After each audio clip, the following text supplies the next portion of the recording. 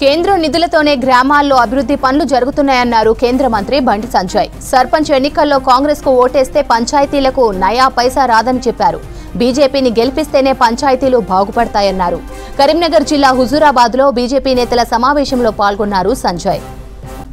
కేంద్ర నిధులతోనే గ్రామాల్లో అభివృద్ధి పనులు జరుగుతున్నాయన్నారు కేంద్ర మంత్రి బండి సంజయ్. సర్పంచ్ ఎన్నికల్లో కాంగ్రెస్ కు ఓటేస్తే పంచాయతీలకు నయా పైసా రాదని చెప్పారు. బీజేపీని గెలిపిస్తేనే పంచాయతీలు బాగుపడతాయన్నారు.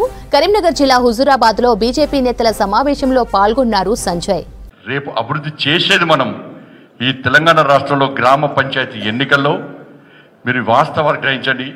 ప్రతి పోలింగ్ బూత్ లెవెల్లో గతంలో బీఆర్ఎస్ చేసినటువంటి మోసాలు, కాంగ్రెస్ పార్టీ ప్రస్తుతం చేస్తున్న మోసాలను ప్రతి పోలింగ్ బూత్కు వివరించండి.